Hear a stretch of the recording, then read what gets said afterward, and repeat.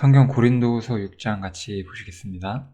6장은 좀 내용이 좀 쉬워서 좀 편하게 빨리 끝낼 수 있을 것 같습니다. 6장은 이런 말씀으로 시작을 하는데, 우리가 하나님과 함께 일하는 자로서 너희를 권하노니 하나님의 은혜를 헛되이 받지 말라, 이렇게 시작을 해요. 바울 사도는 다시 한번 자신이 하나님의 사도라는 것을 이야기하고 있어요.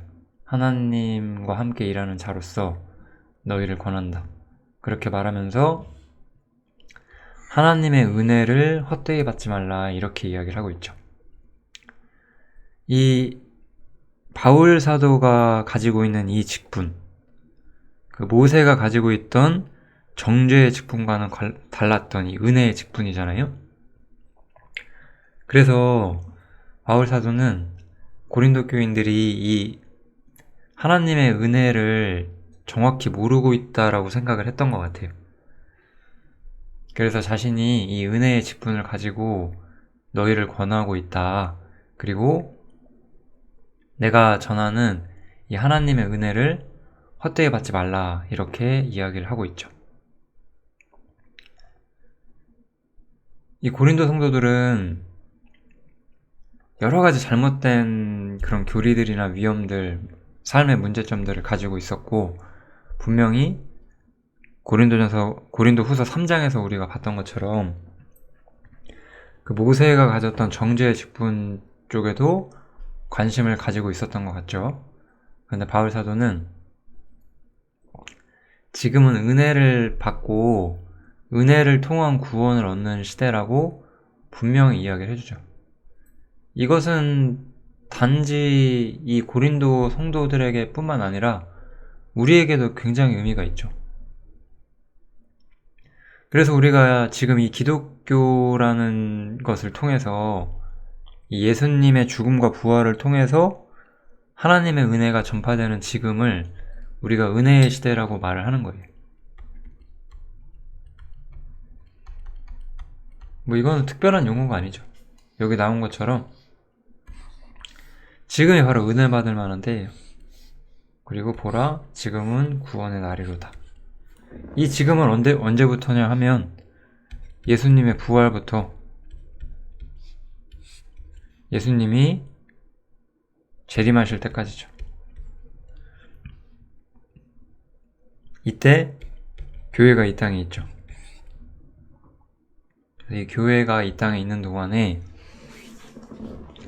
하나님은 은혜를 통해서 사람들을 자신의 자리로 초청하신다는 거예요.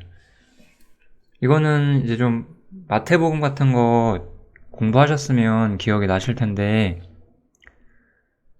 예수님께서 지상에 처음 오셨을 때 이 천국 복음을 가지고 오셨죠. 천국 복음은 이 땅에서 하나님의 나라가 세워진다는 관점이었잖아요. 그렇지만 이 땅에서 하나님 나라가 세워지는 것이 이스라엘과 세상에 의해서 거부당했고, 예수님은 죽으셨고 오히려 부활하셨고 오히려 영광을 얻으셨고, 그 결과로 교회가 나타나게 되는 거잖아요. 이러한 좀 흐름을 다시 한번 생각을 해보시면 좋을 것 같습니다. 크게 어려운 부분은 아니에요. 그러면서 바울 사도는 자신이 이렇게 은혜의 직분을 갖고 있기 때문에 어떻게 살아왔는지를 이야기를 해줘요. 이거가 저는 가장 중요하다고 생각을 하는데, 우리가 이 직책이, 이 은혜의 직책이죠. 회방을 받지 않게 하려고 무엇에든지 아무에게도 거리끼지 않게 하고, 그냥 우리 한번 보면서 우리의 삶을 돌아보면 좋을 것 같습니다. 무엇에든지 아무에게도 거리끼지 않게끔 살았다. 모든 일에 하나님의 일꾼으로 자천했다. 자천하는 거예요. 원래 그리스도인의 일꾼으로 한다는 것은 자천하는 거예요. 스스로 자신의 삶을 하나님께 드리는 거예요. 많이 견디고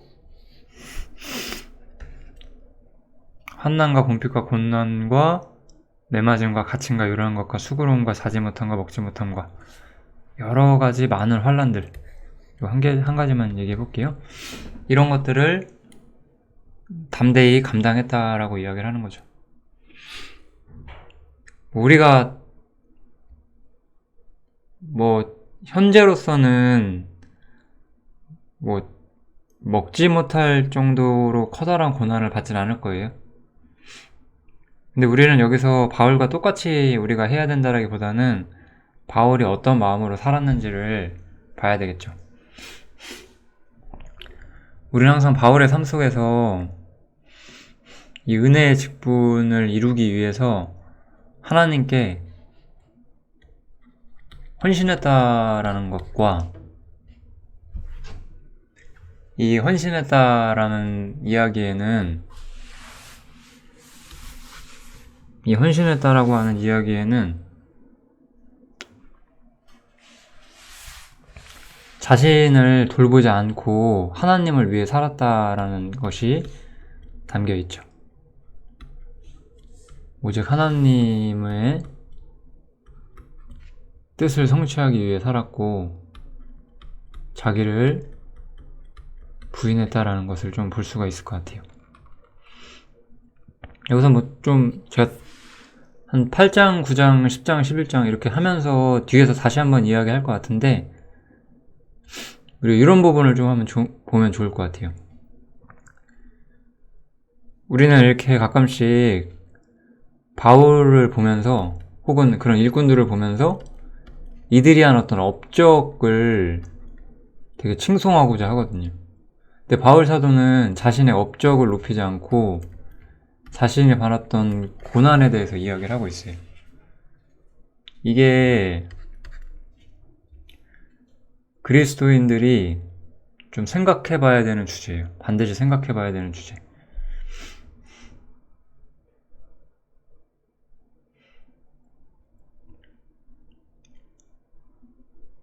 사람들은 우리가 교회에서 뭘 얼마나 했는지 이런 것들에 더 많이 관심을 두고자 하지만 바울 사도는 자신이 이 은혜의 직분을 가진 자로서 얼마나 많은 고난과 수고를 견디고 있는지를 말을 하죠. 이게 바로 은혜의 직분이에요. 계속 이어서 가는 거예요.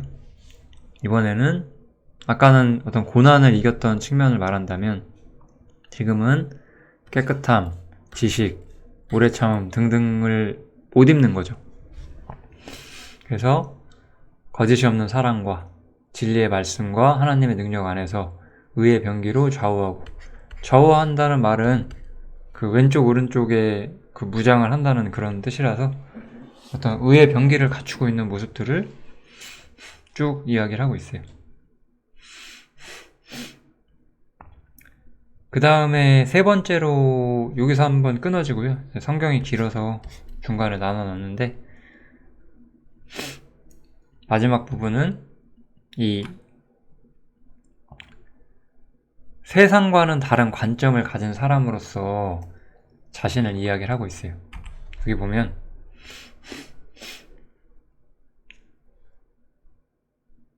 속이는 자 같지만 참되다 이렇게 되어 있고, 그리스도인의 삶의 목적과 방식이 세상 사람들의 눈에는 이상하게 보일 수 있죠. 속이는 자처럼 보일 수 있고, 왜 저렇게 살까 이렇게 보일 수 있고, 그렇지만 참되죠. 우리의 삶은 세상에서 우리는 유명해질 필요가 없죠. 우리는 무명한 자죠. 그렇지만 하나님 앞에서는 유명하죠. 세상 사람들은 이 땅에서 유명해지려고 하잖아요. 모든 사람이 그런 건 아니지만 만약에 정말로 유명해지고 이름을 날릴 기회가 있다면 마다하는 인간은 없겠죠. 그렇지만 그리스도인들은 세상에서 유명해지려는 것이 아니라 이 땅에선 작은 자로, 낮은 자로, 무명한 자로 살지라도 하늘에서는 하나님 앞에 유명한 자가 될 것이고, 죽은 자처럼 고난을 받을 때가 있을지라도 살고, 징계를 받는 자 같지만 죽임을 당하지 않고, 근심하는 자 같으나 항상 기뻐하고, 가난한 자 같으나 많은 사람을 부유하게 하고. 그리스도인들에게 있는 특별한 저력들을 이야기를 하고 있잖아요. 아무것도 없는 자 같으나 모든 것을 가진 자로다. 이게 우리다. 이게 우리의 모습이죠. 우리가 세상에서는 뭐 가진 게 많지 않을 수 있어요. 그런데 우리는 실제로는 모든 걸 가진 자예요. 왜냐? 우리는 주님을 소유했잖아요. 주님의 사랑과 은혜를 얻었잖아요. 이 은혜의 직분이라고 하는 것은 이것을 듣고 있는 분들 중 아마 대부분은 형제님일 것이고, 우리는 이미 주님을 가졌어요. 주님을 가진 사람은 자신이 모든 것을 가진 자라는 것을 알고 계셔야 돼요. 이게 정말 중요한 거예요.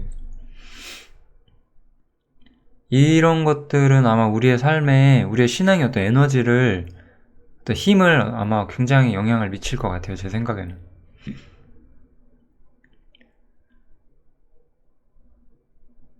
저는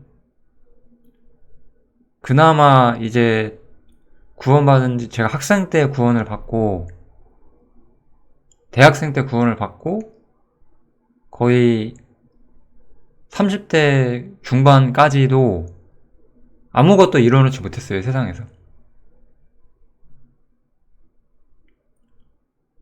친구들이라고 할 수 있는 그런 또래들 있잖아요. 친구가 있지도 않지만 그런 또래들이 뭐 남들처럼 뭐 돈 벌어서 뭐 시집 가고 장가 가고 뭐 하고 그런 거 할 때 저는 그런 거에 눈 돌리지 않았거든요. 왜냐면은 그런 것들이 나에게 없었고 돈도 없었는데 저는 모든 것은 가진 자였어요.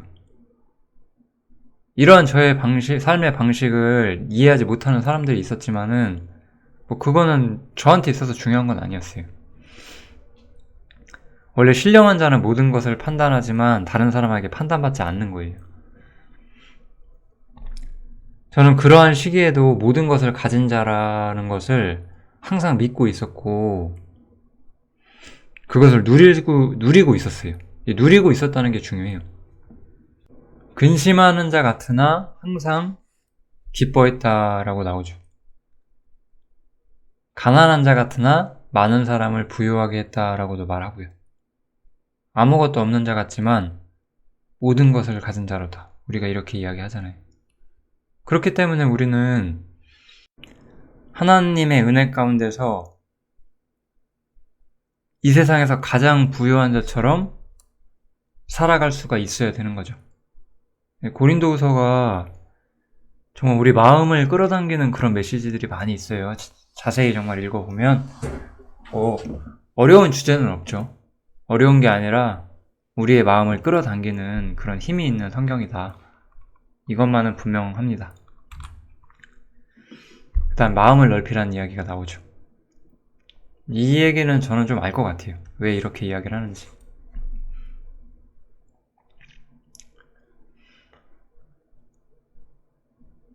이게 빛과 어둠이 있잖아요. 사람이 어둠에 가까울수록 마음이 좁아요. 마음이 좁아진다고 할 수 있어요. 마음이 좁아진다는 말은 그 빛에 속하여 있는 올바른 이야기들을 들어줄 수 있을 만큼 마음이 넓지가 않다는 거죠.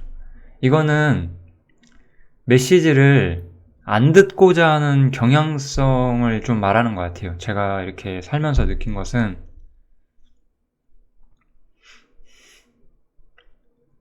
그러니까 여기서는 바울 사도는 빛 가운데 있었고 하나님의 은혜 가운데 살고 있었어요. 바울 사도는 이 고린도 성도들에게 좋은 이야기를 해줄 수 있는 힘과 사랑을 가지고 있었다는 거죠. 그런데 고린도 교인들은 그렇지 못했어요.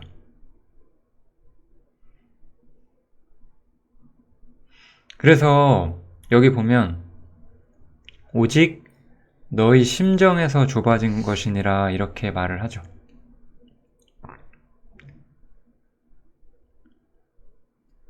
이들은 마음이 좁아져 있었고 마음이 좁아져 있었기 때문에 바울이 하는 말을 경청하지 않았다는 거죠.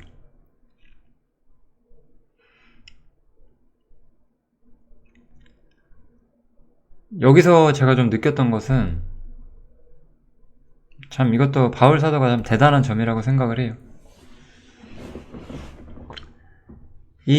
우리가 메시지를 전할 때 이 마음이 좁아진 사람들, 어둠 가운데 가려져 있는 사람들이 이 올바른 메시지를 듣기가 어려울 때가 있어요.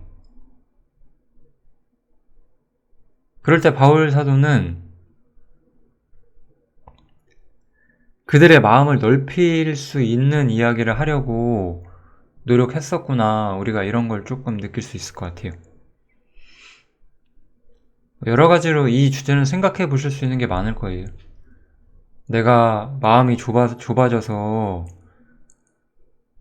성경에서 말하는 고귀한 말씀을 듣지 못하고 있는 건 아닌가. 우리가 이런 편에서도 생각을 해봐야 되고, 저는 개인적으로 마음을 넓히라고 호소할 수 있는 사역자, 참 바울 사도가 대단한 사람이라는 것을 좀 다시 한번 좀 생각하게 됐네요. 이것을 보면서. 그래서 마음을 넓히고 이 하나님의 말씀과 이 고귀한 진리를 또 내가 너희에게 해주는 권면을 좀 보답하는 마음으로 마음을 넓혀서 좀 들어줬으면 한다. 이렇게 호소를 하고 있는 거죠. 우리가 무슨 이야기를 온전히 듣기 위해서는 그것을 들을 수 있는 자세가 돼 있어야 되고, 그것이 아마 마음을 넓힌다는 뜻이 아닌가 생각을 해볼 수 있겠습니다.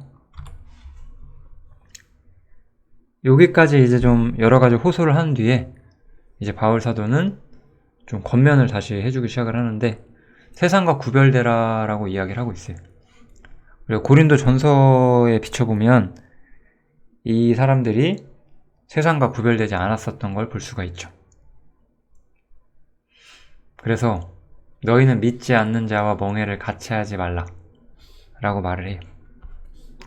불신자랑 무언가 같은 멍해를 지지 말라라고 이야기를 하죠.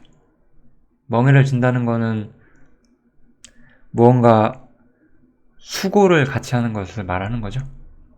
여기서는 일종의 동업이라든지 결혼 이런 것들을 상징할 수도 있겠죠. 세상 사람과 똑같은 것에 얽매이지 말라는 거잖아요. 의와 불법은 함께할 수 없지 않냐. 빛과 어두움이 어떻게 사귈 수가 있겠냐. 벨리알은 일종의 어떤 우상의 이름인 것 같죠? 저도 정확히는 모르겠지만 그리스도와 벨리알이 사귈 수 없고 믿는 자랑 믿지 않는 자는 서로 상관할 수가 없다라고 분명히 이야기를 하죠. 이거 굉장히 중요하죠. 이거 너무나 확실하게 말을 해주잖아요. 하나님의 성전과 우상이 어찌 일치될 수 있겠냐. 이렇게 세상과 구별될 필요성을 이야기를 해주죠. 그런데 우리가 고린도전서 5장에서도 너희가 세상 사람들과 도무지 사귀지 말라 함은 세상 밖으로 그런 나가라는 뜻이 아니다 라고 말하잖아요. 즉 세상과 구별되어야 되는 건 어떻게 하는 것이냐. 여기서 말하고자 하는 정신이 뭐냐. 세상이 가진 세속성이에요. 이거는 우리가 일반인들이 말하는 어떤 저 사람은 되게 욕심 많고 세속적이야 이런 수준이면 안 돼요. 세상에 대한 어떤 세상의 경향과 정서, 관점, 가치관 이 모든 것들로부터 멀어지셔야 돼요. 멀어진다라기보다는 올바른 관점을 가져야 돼요. 이런 거 생각보다 매우 중요하죠.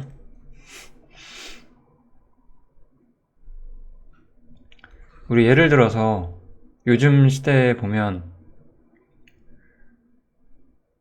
뭐 이렇게 애완동물 같은 거를 아주 극진히 대접을 해주죠.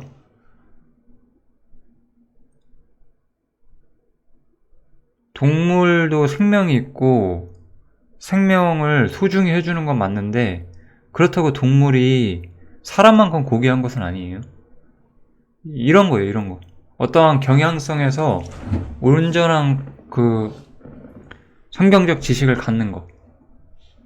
그리고 올바른 어떤 가치관을 우리가 소유하는 거.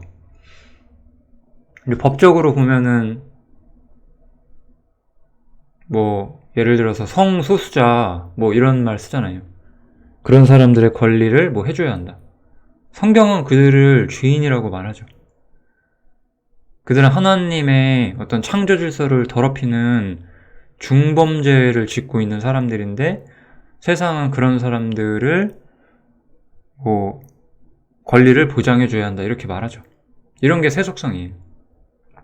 세속성이라는 거는 어디에나 있고 우리는 어디에서든지 하나님의 말씀을 온전히 분별하면서 이 세속성으로부터 멀어질 어떤 준비가 돼 있어야 돼요.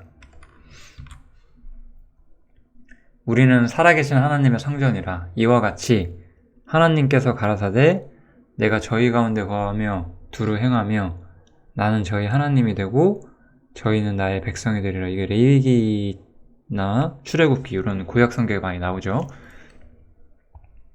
그래서 우리가 하나님의 백성이기 때문에 하나님께서 우리의 하나님이 되시고 우리는 하나님의 백성이 된다라고 성경에서 말했잖아요. 하나님의 백성이라면 이 세상은 어떤 곳이었어요? 세상은 쉽게 보면 예수님을 정죄한 세상이에요. 예수님을 정죄한 세상이 뭐 올바른 가치관이 있겠어요? 당연히 그런 거 없어요. 특히 우리 주변 사람들이 하는 세속적인 이야기들에 귀 기울이지 마셔야 돼요. 뭐 부동산이 어떻네, 뭐 재산이 어떻네, 뭐 세상이 이렇게 흘러가고 있네, 뭐 어쩌네, 자녀 뭐 교육은 어떻게 해야 되네, 뭐 이런 모든 이야기들에 대해서 우리는 귀를 닫으셔도 돼요. 그런 것들이 우리의 삶에 조금이라도 유익이 안 돼요. 우리는 하나님의 백성이기 때문에 그래요. 무언가 의탁할 것이 있으면 하나님께 의탁해야지 세상에 의탁해서는 안 되는 거예요. 또 하나님의 자녀라고도 말하죠. 주께서 말씀하시기를 너희는 저희 중에서 나와서 따로 있고, 여기서 이건 이제 구약을 인용하는 거잖아요. 그래서 저희가 그 세상 사람을 상징하는 거죠. 이때는 그 애굽을 상징하는 거였고, 그래서 부정한 것을 만지지 말라. 내가 너희를 영접하여 너희에게 아버지가 되고 너희는 내게 자녀가 되리라. 전능하신 주의 말씀이니라 하셨느니라. 이 세상과 구별되어야 하는 것은 전능하신 주의 말씀이고 우리의 아버지는 하나님이시고 우리는 하나님의 자녀예요. 하나님의 자녀가 세상의 말을 들어서야 되겠습니까? 그렇게만 생각해 주셔도 충분할 것 같아요.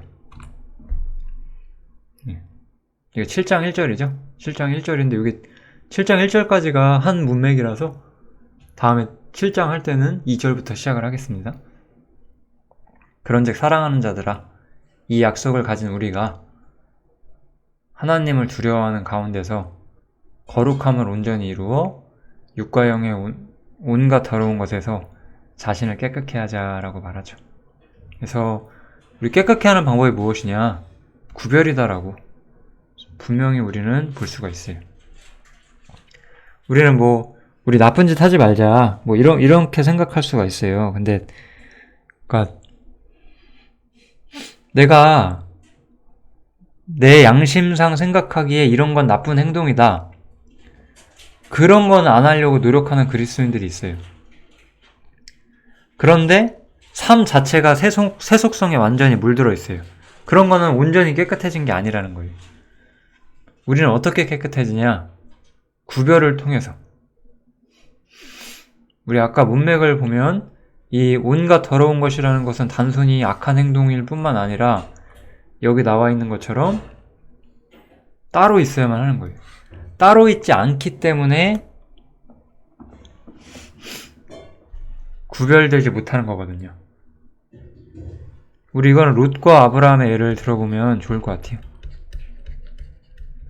아브라함과 롯이 그들의 소유가 많아지면서 결별하게 되는데, 롯은 그 남방의 땅이 되게 풍요로움을 보고 소돔과 고모라 쪽으로 향하죠. 이 롯이란 사람이 우리가 성경 유심히 읽어보면 알겠지만 소돔과 고모라에서도 나름대로 의롭게 살려고 노력했어요. 의롭게 살려고 노력했지만 롯은 실제로는 실패했죠. 왜냐하면 구별되지 않았기 때문에 그런 거예요. 구별되지 않은 곳에서 아무리 의롭게 살려고 노력해봤자 실제로는 실패 상태에 들어가게 돼요. 본인은 그걸 모를 수도 있는데, 예전에 제가 어떤 사람한테 이런 말을 들은 적이 있어요. 자신은 이런 어떤 소돔과 고모라에서도 자신은 죄 안 지을 수 있다, 그렇게 말하더라고요. 그런 사람들이 어리석은 사람들이에요. 소돔과 고모라에 거하는 것 자체가 문제였는데 나는 거기에 거하면서도 죄 안 지을 수 있다, 이렇게 말을 한다는 거죠. 이거는 약간 비유적으로 제가 말을 한 거고, 그 사람이 어떤 상황에서 그런 느낌으로 말한 거는 제가 자세히 말씀드리기 어렵지만, 아무튼 자신의 위치는 상관이 없다라고 주장하는 거예요. 그 사람은 자신의 행동만 잘하면. 그런데 성경은 행동이 아니라 위치가 중요하다고 말을 해요. 그 위치에서 올바른 삶이 파생될 수 있다라고 말을 하는 거예요. 그래서 오히려 우리의 위치를 온전히 구별된 곳에 둠으로써 우리를 깨끗게 하자, 이렇게 이야기를 하고 있습니다. 고린도후서 6장은 여기서 마치도록 할게요. 감사합니다.